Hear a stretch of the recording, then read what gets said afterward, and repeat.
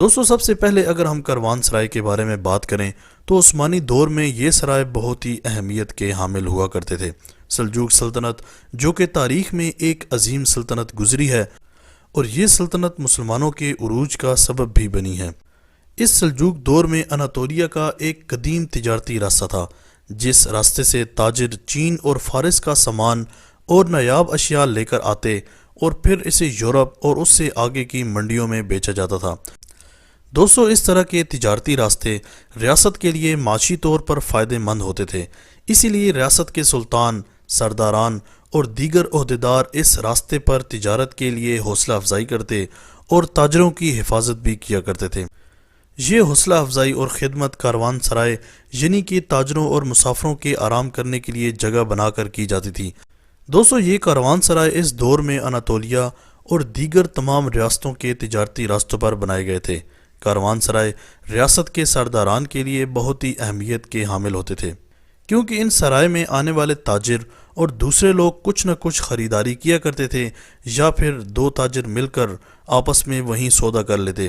ان کاروان سرائے جنہیں ہان بھی کہا جاتا تھا، ان میں 3 روز تک کھانا اور جانوروں کا چارہ وغیرہ آنے والے تاجروں کے لیے سرائے کے مالک کی طرف سے مفت ہوا کرتا تھا۔ ان کاروان کے آس پاس یہ لوگ ایک بازار بھی لگایا کرتے تھے، جہاں سے دور دراز سے آنے والے تاجر اپنی ضرورت کی اشیاء بھی لیتے اور ضرورت پڑنے پر اور اچھے دام ملنے پر اپنا مال بیچ بھی دیا کرتے تھے۔ دوستو، کاروان سرائے کے ساتھ ساتھ بازار بھی بنائے جاتے تھے۔ دوستو، آج ہم جس اہم بازار کے بارے میں بات کرنے والے ہیں اس کا نام ہانلی بازار ہے، کہ جس کو آپ نے ارطغرل الغازی سیریز میں بھی دیکھا ہوگا۔ یہ ہانلی بازار بہت ہی زیادہ اہمیت کا حامل تھا، کیونکہ دوستو یہ بازار تجارتی مرکز تھا، جتنے بھی راستے تھے وہ اس بازار سے ہو کر گزرتے تھے۔ تو اس بازار کو فتح کرنے کا مطلب پورے ہب کو فتح کرنا، کہ جس میں ہر طرح کا تاجر آتا ہے اور اپنا سامان بیچتا ہے۔ دوستو، یہ ہانلی بازار آج بھی ترکی میں موجود ہے۔ آج کے دور میں بھی شاہراہ ریشم یعنی سلک روڈ اور دیگر تجارتی راستوں پر سلجوق حکومت کے دور کے تقریباً 100 کاروان سرائے موجود ہیں، جو کہ اس بازار کے بالکل قریب واقع ہیں، اور یہ کاروان سرائے آج سیاحوں کی توجہ کے مرکز بنے ہوئی ہیں۔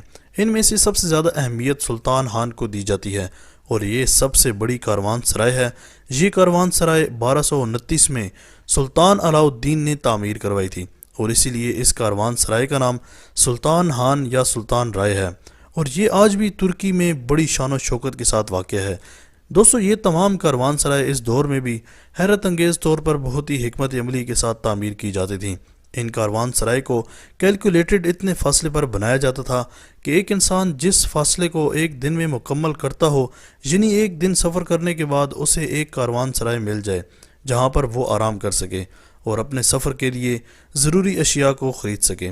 چونکہ اس دور میں گھوڑوں پر سواری ہوا کرتی تھی، تو ہر کاروان سرائے میں گھوڑوں کے لیے گھاس اور دیگر خوراک بھی موجود ہوتی۔ ان کاروان سرائے میں تقریباً تمام سہولیات موجود ہوتی تھی۔